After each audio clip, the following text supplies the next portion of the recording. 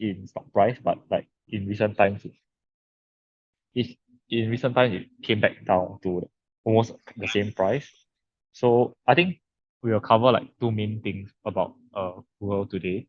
So of course, everyone knows the impact of generative AI on tech as well as uh related sectors like semicon and so forth. But I think what we want to emphasize is our current stance on generative AI. Um so everyone would actually this generative AI movement, right, is a good opportunity for a lot of competitors to uh disrupt Google's like stronghold on um traditional search market share. Uh, but we feel that Google still is the market leader and will remain the market leader in a short to medium term. It currently retains about 90% of search market share, with 65% of searches happening on mobile devices. The Android platform and default positioning on iOS will give Google a leg up. So a couple of stats that you see is just shows how dominant Google is in terms of over its competitors, right? And even though like Microsoft has able to garner publicity through Bing AI, but it has not seen any meaningful shift in user patterns.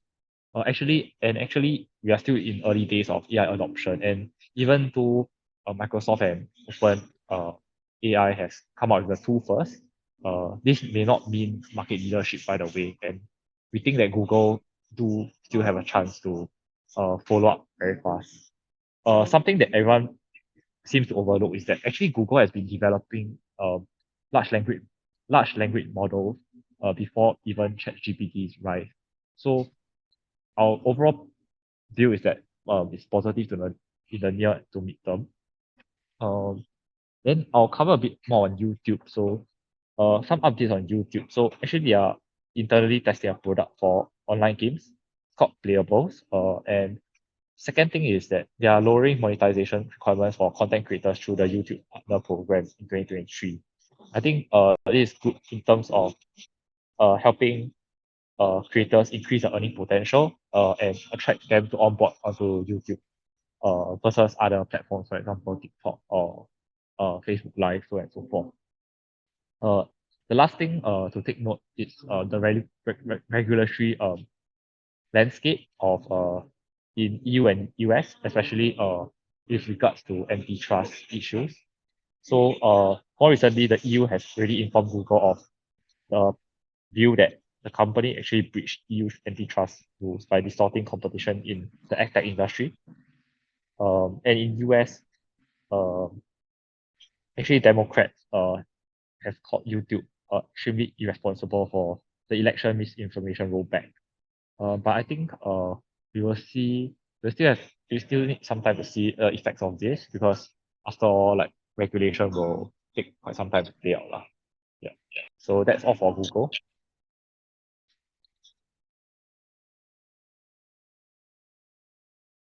All right. So thanks, Dean. Uh, I think I think the screen went off. Is it?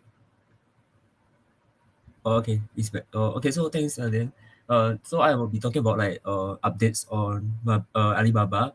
Um, I think the main the main thing about Alibaba in the past month is the leadership change, which will take effect and 10th of September this year.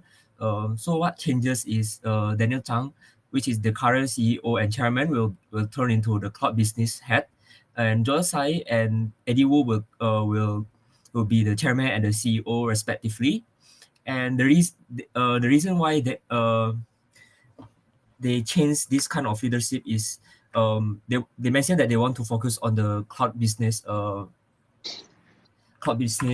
sector of Alibaba. Therefore, they transfer the CEO to that level so that he can actually focus on the company's cloud intelligence business. And for maybe few track records about the the leadership changes. So Joe Tsai was the vice chairman, and Eddie Wu was one of the Alibaba's co-founder and currently the chairman of Taobao and the Tmall Group. And we do think that this leadership change do not necessarily signal anything change in the major shift, given that the individuals have like existing track records in the company and have been with the company since the beginning. So we do not see any negative sentiments with regards to this change. But however, from the market point of view, the shares fell by 3% on June 20th because that investors are still unsure about the future of the new leadership. But on the other hand, we also see that this could be as a sign of a commitment of Alibaba to their IPO spin-off plan announced earlier this year. So by shifting Daniel to a more focused cloud intelligence business, which was one of the main business that they want to IPO first in the next 12 months. It's kind of like signaling that they are committed into this spin-off plan.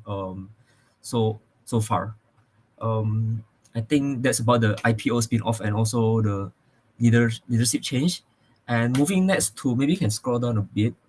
And so there are also few minor news about Alibaba. So basically, there are few investments on their sustainability efforts under their subsidiary called as Alibaba Cloud Energy. So basically, Alibaba Cloud Energy is AI-driven sustainability solution. They kind of like analyze carbon emissions and provides provide recommendations to lower carbon footprints um, of the clients. And also, recent news announced that Alibaba partners L'Oreal on decarbonization in China's market because L'Oreal source a lot of its raw materials from China market. And both both news, although it's not like the main driver of the share price per se, it signs that it shows that Alibaba is really committed towards ESG and sustainability, and is part of their is part of their plans in integrating AI moving forwards. And another thing that is yet to materialize is actually this partnerships with Paris Olympic 2024. So recently, I think earlier this month, the founder of Alibaba Cloud, Wang Jian, mentioned that 2024 Summer Olympics in Paris will give the chance for the company to showcase its cloud-based technologies. They only mentioned that they will be in charge of analyzing all the big data analytics, logistics supports, and so on. But no like concrete plan has been revealed yet. And if there's like some kind of like a breakthrough in this implementation of cloud-based solutions in this Paris Olympics, we think that it will be a good sign that Alibaba is advanced in this industry. So our conclusion is we still stick to our thesis of the spin-off and IPOs that will bring value to the shareholders. And even though there's like a lot of changes here and there, the IPO itself is still has yet to appear.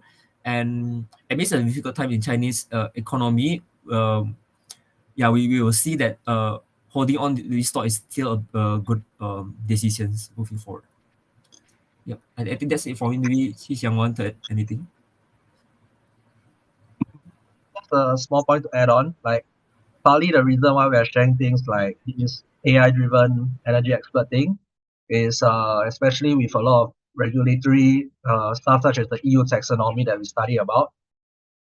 This kind of demonstration by Alibaba Cloud on a global scale in something as famous like Olympic Esports Week is a big marketing push for adoption by prospective clients who are looking for such sustainability solutions in their existing processes from the world's fourth largest cloud provider in terms of revenue. So with that, we continue to be confident in both Google as well as Baba, and we are open to your questions.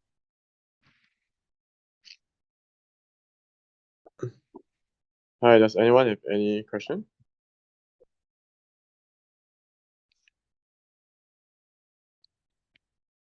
Yeah, maybe I have, but it's not really related to generative AI or like the cloud generation business, but just more in terms of like the e-commerce business.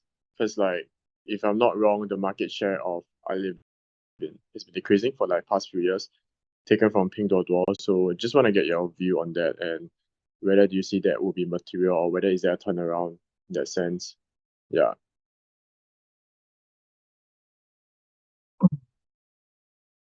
Just to check, the entity you're talking about is Baba or Tao or Ali, what's that, AliExpress or Taobao? I'm not super sure because yeah, I'm just not super sure, but I just know that market share has been reduced from Pinduoduo. I'm guessing it's like the Taobao business. So is it separate? Is it a separate entity? I'm not sure. Yeah, just wanna. For the e-commerce side, Mm, definitely the increasing intensifying of competition from Pinduoduo, for example, is a definite threat to Taobao. But with Taobao being the central entity to this new holding company, I think this kind of reorganization helps to not just worry about the efficiency efforts, but they also, I mean, not just worry about the market share efforts, but they're also working heavily on the efficiency efforts. And with the recent increased focus on expanding markets, not just within China, but they're about to, AliExpress has always had a presence in Europe, and Europe, from my experience being physically there, is a relatively under-penetrated market, and their new strategy over there of localization. So like for example, when you go on Lazada, there's this Tmall thing. Yeah, so from that yeah. localization of people within the region is a new advantage that Baba's e-commerce arm has resources, has expertise, and just need to test bed this execution within Europe. And if it's successful, then we can expect a lot of good things lah, and returns Mm. for shareholders. Okay, Han, thank you.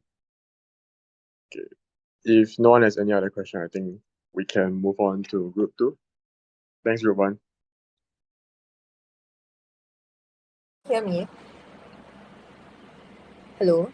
Yeah, we can hear you. Okay, wait, then let me share my screen. Uh, is this visible? Yeah. Okay. Okay, so for Team Alice, basically we sold our only share position, which is in Meta. We sold all 8 shares at $270 per share on 15th of June. Yeah, so our portfolio gained approximately 25% in realized gains, which is great. Yeah. Then as for future stock picks, our team will probably set up another meeting to discuss, because our previous stock pick of SoFi, currently it's like at $8 something. So it's probably too overvalued to buy right now. But yeah, we'll probably look into other stock picks as well. Yep, so that's about it for Team 2's update today. So can I check, did we buy so far in the end? No, we didn't buy. Okay, thanks. Yeah. Yeah, Oh, I thanks, think Pearlene. Yeah.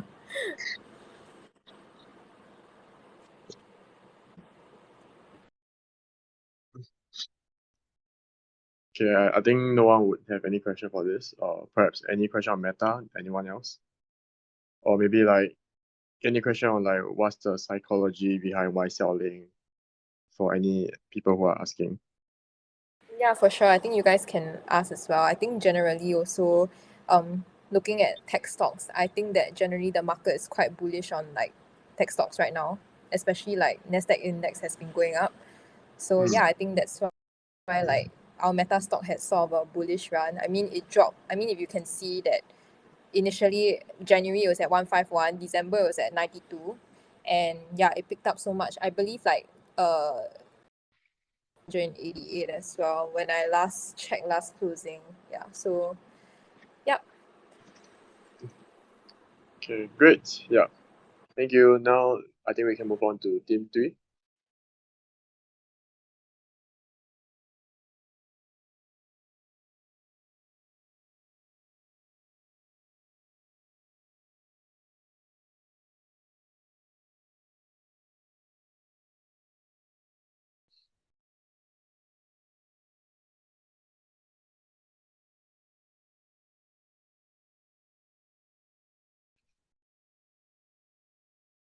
Hi, sorry, is it team 3 now? Because I accidentally got locked out. Yep. Okay, yeah, let me share my screen.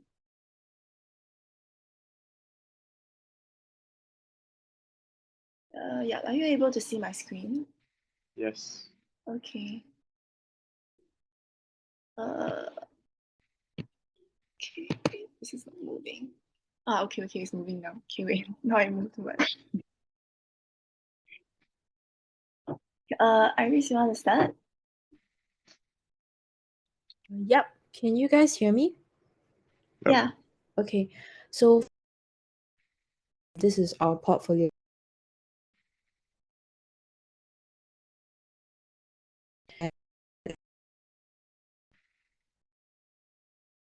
Oh, hello, Year Iris. I think you're getting a 25. bit. Hello. The June highlight. Hello. Oh, Yeah, yeah, I can. think it's okay now. Mm. Okay. I'll just move on to Daco first. So for Daco, the June new facility in production capacity. So this increase Daco annual production of So Aris, you're kind of 1,000 fully and is it just me or she's lagging? I think it's a bit laggy. Oh yeah, she's laggy.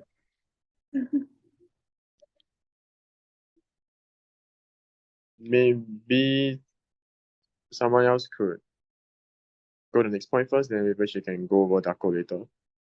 Yeah, okay. Yeah, so I'll go through Adobe. For Adobe, not much new updates. The key updates for the acquisition would be that the UK and US have not ended their investigation on Figma yet. And then now the EU is initiating an antitrust investigation also on the Figma acquisition. So our point of view is that it seems that even if the acquisition does take place in the future, it's not going to go through anytime soon because we have three different authorities all investigating really strictly on this acquisition. And I think this is good news for us actually, because if you remember, our team previously shared that we felt that Adobe was overvaluing Figma by quite a bit. So we think that this is good news for us to continue holding Adobe. And in my previous sharing as well last month, we did share about Adobe releasing their new generative AI technology as well. I think that's the whole talk of this few weeks about generative AI. So we think that given that their progress in AI technology has been pretty good, we do think that we will continue to hold on to Adobe. I think there's still a lot of news surrounding the new generative AI technology also, the Firefly that they just released. But we felt that given all the uncertainty around generative AI, we believe that Adobe's attitude towards it is what we value the most. And they've been actually really confident and firm in the way that they deal with doubts. So, for instance, one example would be many concerns about copyright issues with the generative AI because they're supposed to create images, right? So they're like, what if you actually use other creators' images to create these new images? Is that a violation of copyright? And Adobe actually promised that they'll pay all the legal bills for anyone who ends up being sued for violation of copyright because they are firm that they have managed to settle all these things beforehand. Yeah, so with that, we continue to hold Adobe with a target price of 567, which we find to be pretty safe because there have been new indicators that the price target can reach up to like 570. Like there were some other asset management firms who actually managed to calculate that price out recently, and they also changed their recommendation of Adobe to a buy. Yeah, so that's for Adobe.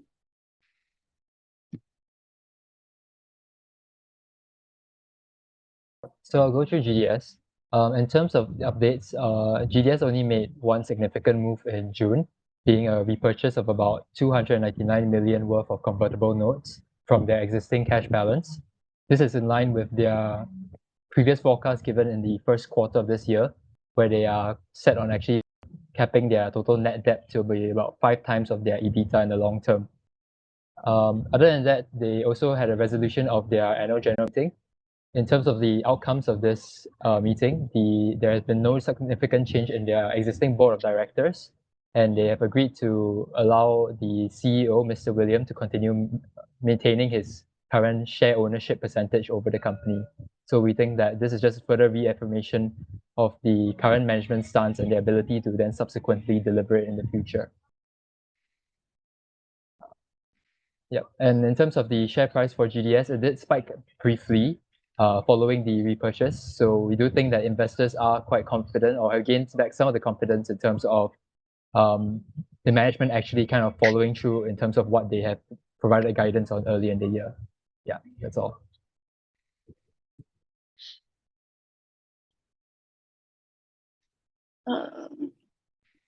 Do you want to continue with AWK? AWK, yeah. Sure.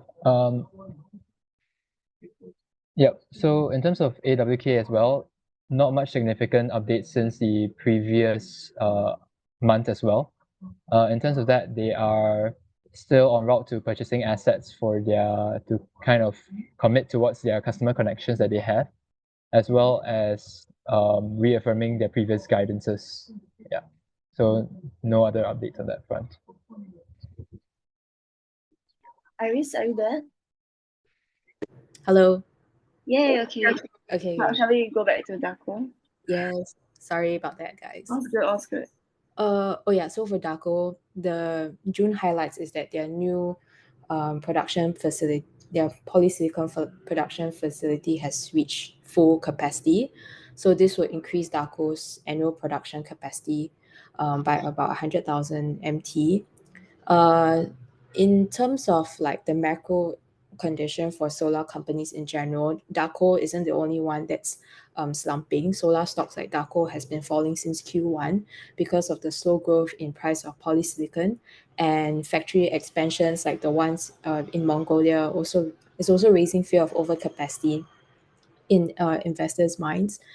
But I think the good thing is that global investments in solar will surpass oil fossil fuel investment for the first time in 2023. This is according to a report by IEA. So this would indicate a strong macro condition for Daco to grow in the long term, even though this is like a short-term slump for them. Yes. That's all. Yeah, I think that's all.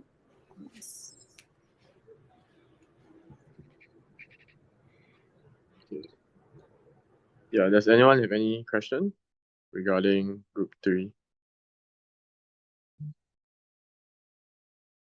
Actually, I have a question for group 3.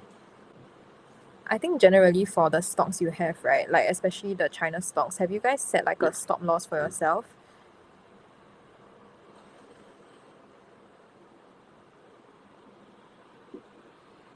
I think for us, we actually haven't discussed about setting a stop loss, because I think generally we still feel that the overall outlook is something that we believe in, that in the long term is a high value stock. But I guess it's something that we can consider looking into. What do you think to the rest of my team? Thanks, Pauline. I think we can discuss about it, but for like if I were to look at the China stocks over the few months, it's been like fluctuating up and down. So it's not like it's like going down all the way. Like there are some ups and downs. So I think this is just like short-term noise in my opinion. In the long term, I think it will still fulfill our outlook, in my opinion. But I think we should discuss. Yeah. Okay, thank you, Iris. Yeah, thanks, Pauline. Yeah, I have a question for Daco. I mean, just the stock itself, like it's just quite very unusual, right? Like the P is super low, like it's at 2x, but then in terms of looking at margins, like they are doing super well. So I just really want to understand like why wouldn't investors look at this like I don't know, like because 2x is like super cheap, right? And for such a quality stock, do you guys like know why is that the case, or it's like I don't know.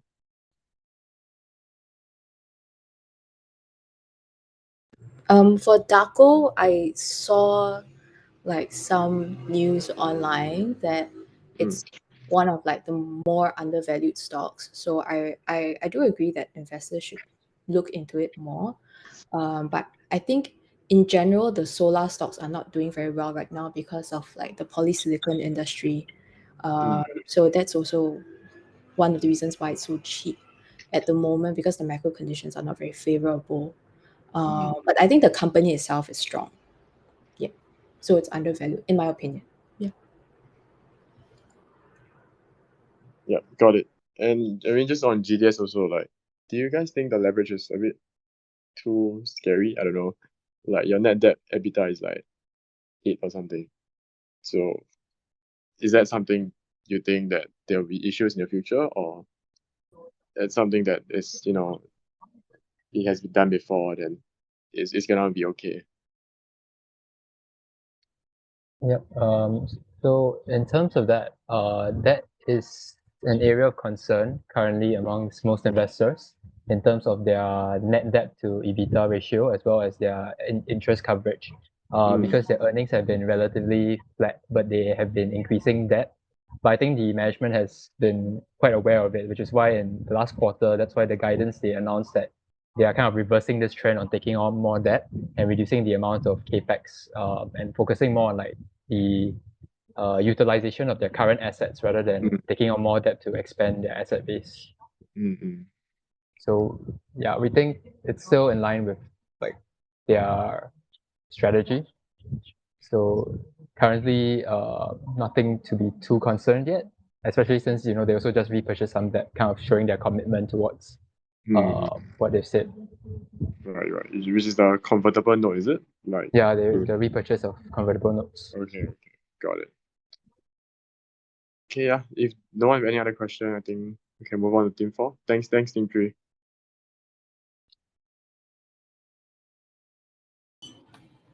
Honestly, there's nothing much to share because Unity only has the one biggest news that I think a lot of people have seen. Apple announced the partnership with Unity for their Apple Vision Pro. So, I mean, although it's still in the early stage, I think that overall this partnership kind of signifies how a big company like Apple, especially in the dominant field, values Unity in terms of being one of the lead in terms of their mobile gaming segment. And I think they understand this integration works better than, for example, like working with other gaming companies or like Activision, something along that line, because they know that this Vision Pro, they don't have to have the best graphics. They have to have the right amount of graphics to kind of penetrate the kind of market they are in. So yeah, I think other than that, that kind of sends the stock up. But I think this is might be a short-term thing. I don't think it will hold unless there's significant development in terms of Apple Pro itself. Okay, yeah, that's it. Thanks.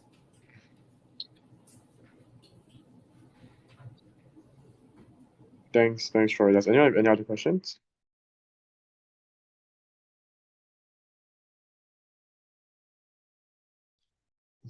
Okay, great. Yeah, I think also have some announcements, like actually just one.